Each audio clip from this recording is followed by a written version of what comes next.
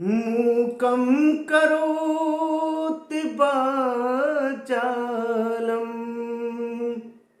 पंगुं लंघ्यते गिरिं यत्कृपातमहं वन्दे परमानन्दमाधवम्।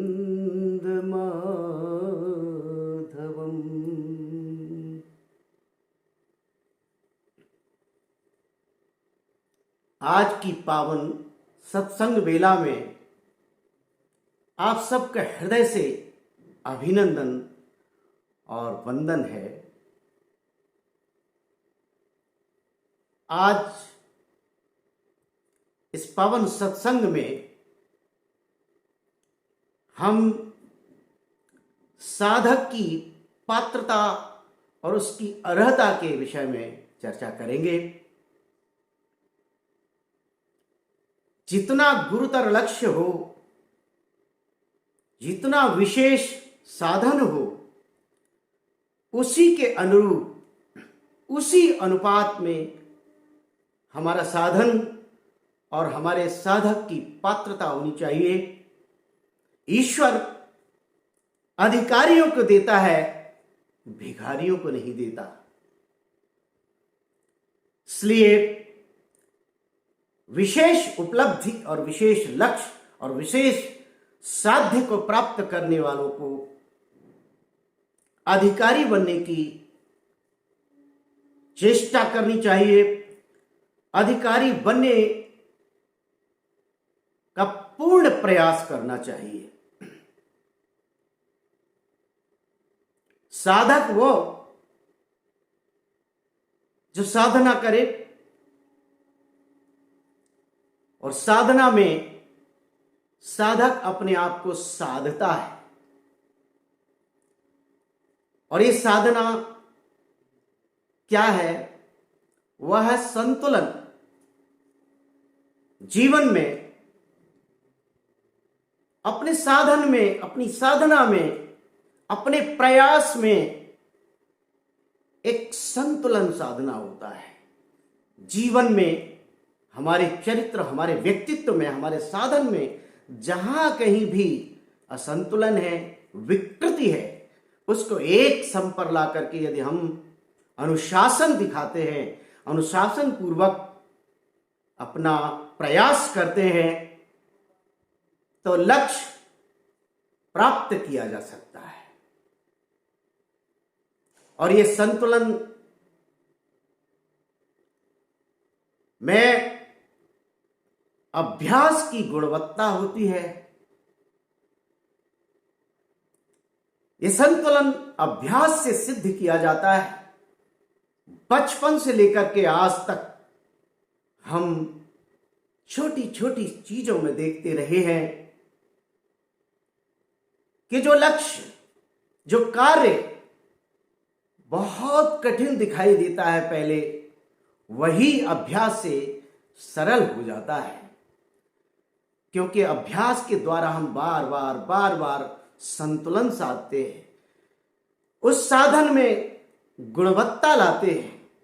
तो संतुलन की साधना, उसकी गुणवत्ता अत्यंत आवश्यक है। अतः जो लक्ष्य में सफलता चाहते हैं, साधन में सफलता चाहते हैं, लक्ष्य को अवश्यंभावी रूप में प्राप्त करना चाहते हैं, उनको अपने साधन पर, अपनी पात्रता पर पूर्ण सावधानी के साथ ध्यान देना होगा। यदि पात्र योग्य नहीं है, अर्ह नहीं है, उसकी अर्हता पूर्ण नहीं है, तो वह व्यक्ति कभी सफल नहीं हो सकता। कहीं न कहीं हमारे साधन पर हमारी पात्रता की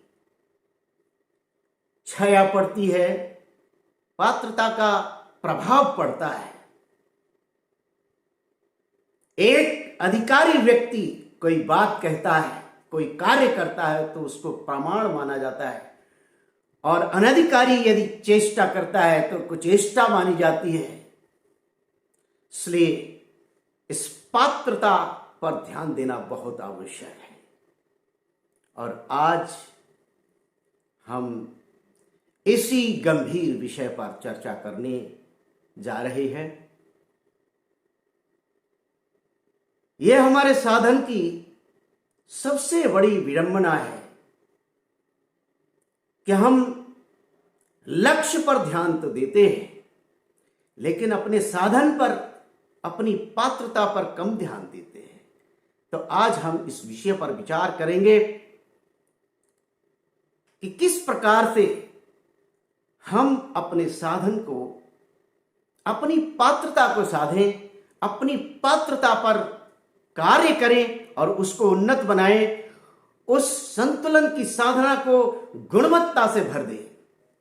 और यदि कहीं कोई असंतुलन है, कहीं कोई विकृति है, कहीं कोई अनुशासन की न्यूनता है, तो उसे अपने चरित्र और व्यक्तित्व से निकाल कर फेंक दें।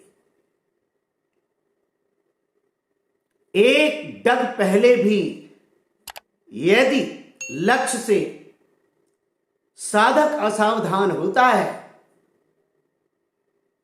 तो सफलता संदिग्ध हो जाती है। अतः सफलता से एक डग पहले भी असावधान नहीं होना है। साधक जन अपनी इसी पात्रता की और साधन की न्यूनता के कारण असफलता का इतिहास लिखते रहे हैं। जिन्हें असफलता नहीं चाहिए, निश्चित सफलता चाहिए, सुनिश्चित सफलता चाहिए, उन्हें इस बात पर ध्यान देना होगा। यही हमारी विडंबना रही है, इस पर कड़ी नजर रखनी होगी। मानव जीवन तो प्राप्त कर लिया, हम मोक्ष पर्यंत लक्ष्य साध सकते हैं, लेकिन इसी विडंबना के कारण यह सब संभव नहीं हो पाता है। एक रचना में कहा है मैंने, किनारे तो लगी कश्ती न पर उस पार लग पाई, किनारे तो लगी कश्ती न पर उस पार लग पाई, और नजर जब भी अगर चूकी तो फिर गच्चा यहीं खाई।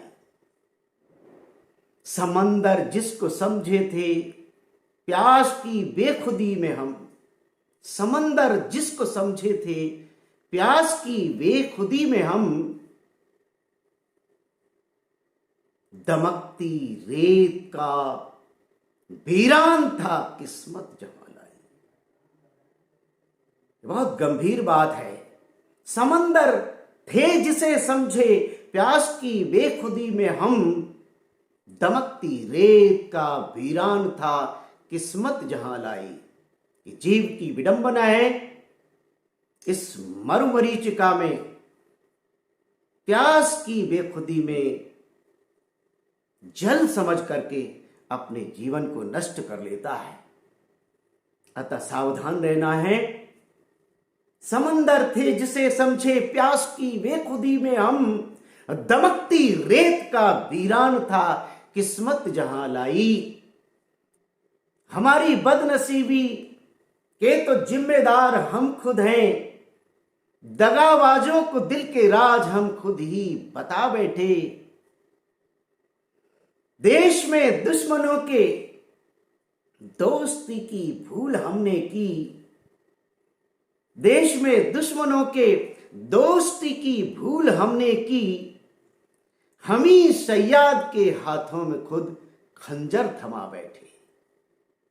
समझ जाए जो ये कमजोरियां जय हार बनती है, अगर मजबूरियां बन जाएं तो बस हार बनती है। तो पात्र साधक अपनी इन्हीं न्यूनताओं पर पूरी बारीकी के साथ, पूरी सावधानी के साथ कड़ी नजर रखें और अपने लक्ष्य पथ पर पूरे प्रेम और पूरी तन्मयता के साथ प्रस्थान करे, सफलता सुनिश्चित है। लोग कहते हैं इस साधना में, इस कार्य में परिणाम नहीं मिलता, न जाने क्या बात है। वो यही बात है, ये पात्रता की न्यूनता होती है, अनुशासन की कमी होती है और लक्ष्य साधना के संतुलन की गुणवत्ता में न्यूनता होती है। अतः बड़ी सावधानी के साथ हमें इस लक्ष्य पथ पर चलना होगा। यदि सच्चे लक्ष्यकामी हैं, सच्चे लक्ष्य चाहने वाले हैं, लक्ष्य सिद्धि चाहने वाले हैं, तो इस ओर बहुत जबरदस्त ध्यान करना होगा। और इसके विपरीत यदि कोई न्यूनता है, असंतुलन है, अनुशासन में कमी है, तो उस पर कड़ी नजर रखनी होगी। शास्त्रकारों ने बहुत सुंदर बात कही है। कहते हैं उत्साह संपन्नम अदीर्घ सूत्रम, उत्साह संपन्न अदीर्घ सूत्रम, क्रिया विधिज्ञम व्यसनीश्वशक्तम, शूरं कृतज्ञं दृढ़सौहृदं च, लक्ष्मी स्वयं याति निवास हेतु। अर्थात जो साधक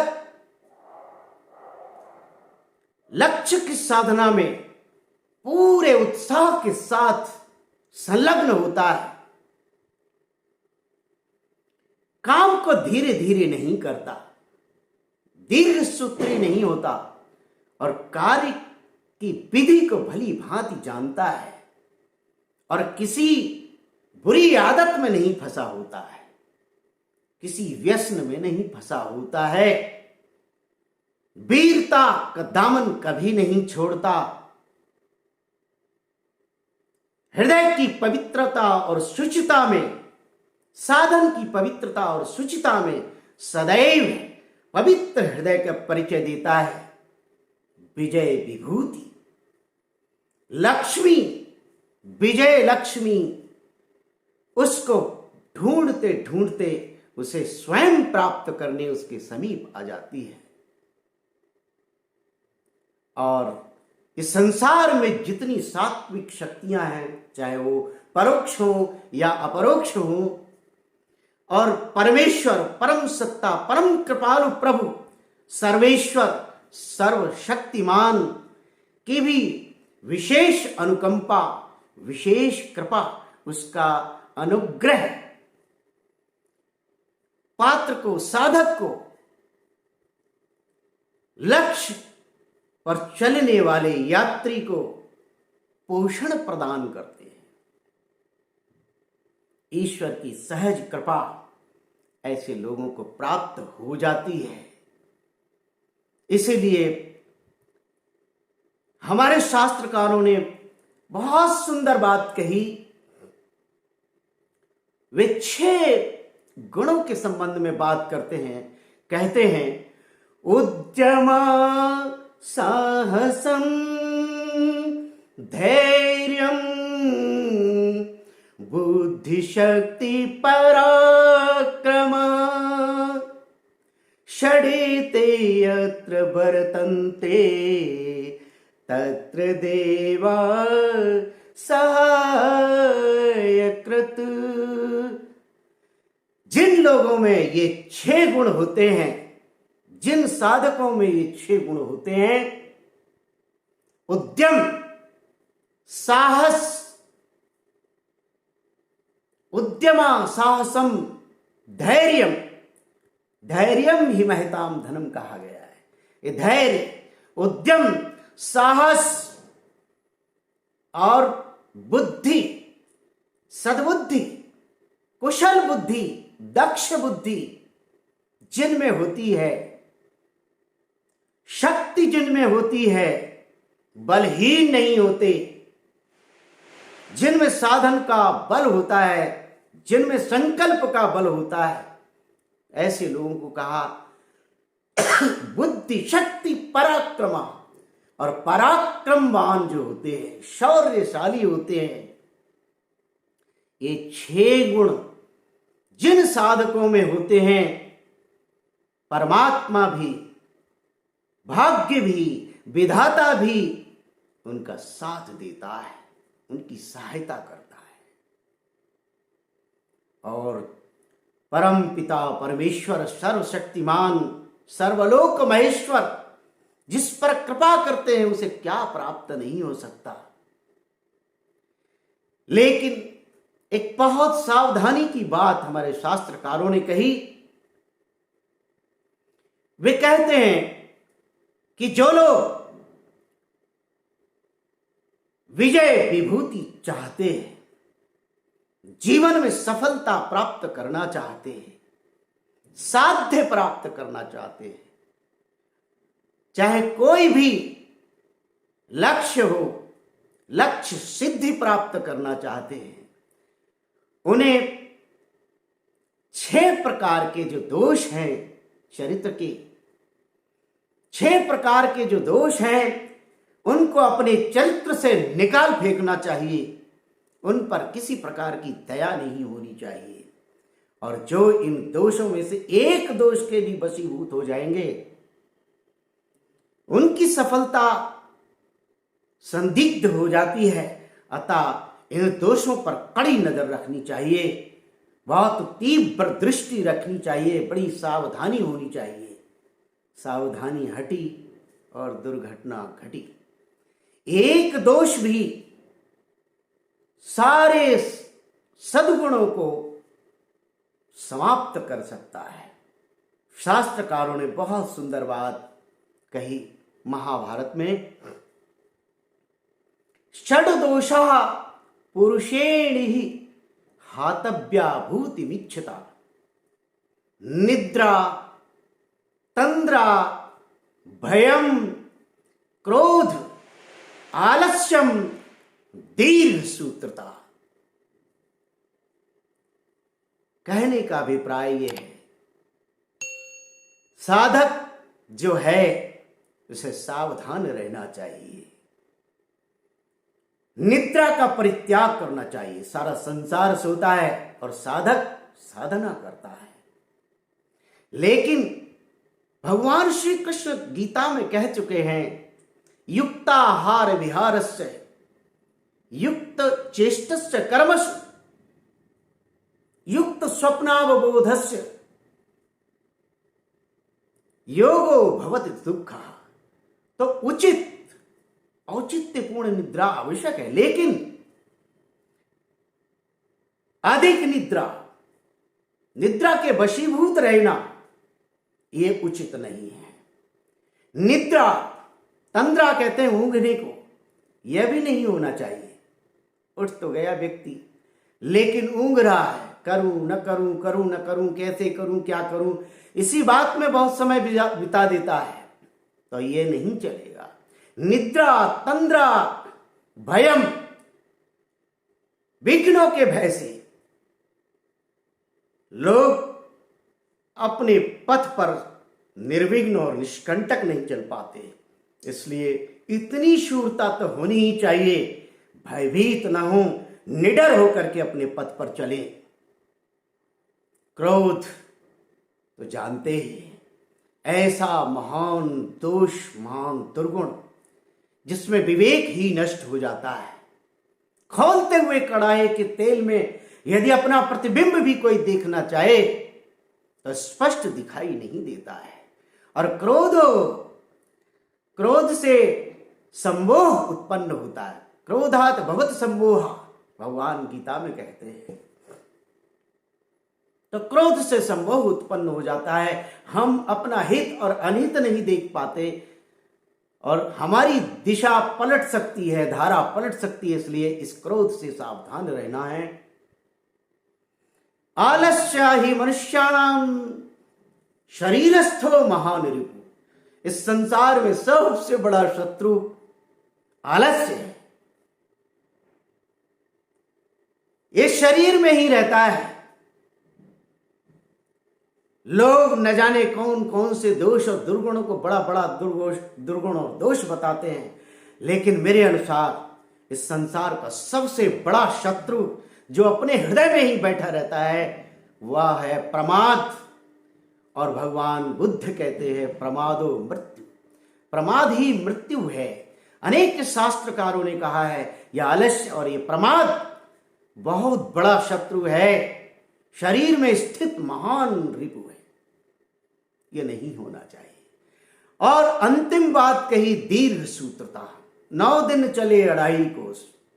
बहुत धीरे धीरे जो व्यक्ति कार्य करता है तो समय की पाबंदी उसमें नहीं होती है और सुनिश्चित समय पर उसे सफलता नहीं मिल सकती। इसलिए इस बात से बहुत सावधान रहना होगा। तो षड दोषा पुरुषेण ही हातव्या भूतिमिच्छता, निद्रा तंद्रा भयम क्रोध आलस्यम दीर्घ सूत्रता। इस प्रकार से इन दोषों से रहित होकर के, इन दोषों को कड़ाई से निकाल करके अपने चरित्र में उपर्युक्त कहे गए शास्त्रकारों के इन वचनों पर, ऋषि मुनियों संतों और गुणियों के इन प्यारे वचनों पर यदि साधक लक्ष्य सिद्धि की कामना करने वाले गुणीजन चतुर्जन यदि वे असाधारण जीवन देना चाहते हैं इस जगत को, तो उन्हें इन पर ध्यान देना होगा और अपनी पात्रता को सबसे पहले जुटाना होगा। यदि आप पात्र बन जाएंगे तो परमात्मा की और जगत की समस्त शुभ शक्तियों का आपको सहयोग मिलेगा, आपको संबल प्राप्त होगा। इस प्रकार से निश्चित ही परिणाम होगा आपकी साधना का और आपकी साधना निश्चित ही सफल होगी, इसमें कोई संदेह नहीं है। अधिकारियों को परमात्मा भी ढूंढते हैं और विजय विभूति भी ढूंढती है।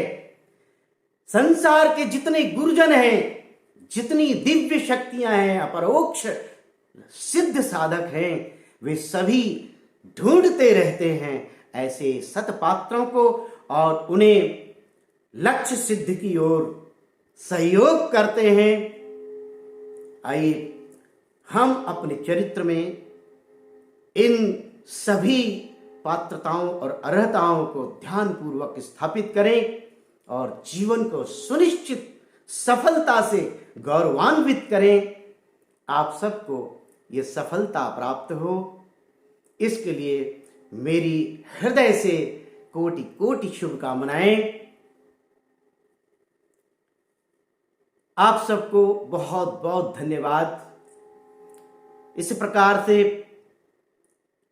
आप आशीर्वाद दे रहे हैं, आप सभी अपना निश्चल प्रेम दे रहे हैं।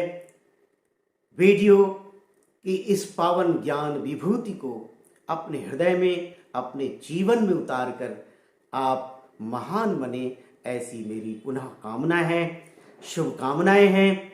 सर्वे भवन्तु सुखिना, सर्वे सन्तु निरामया, सर्वे भद्राणि पश्यन्तु, मा कश्चित् दुःख भाग् भवेत्। ओम।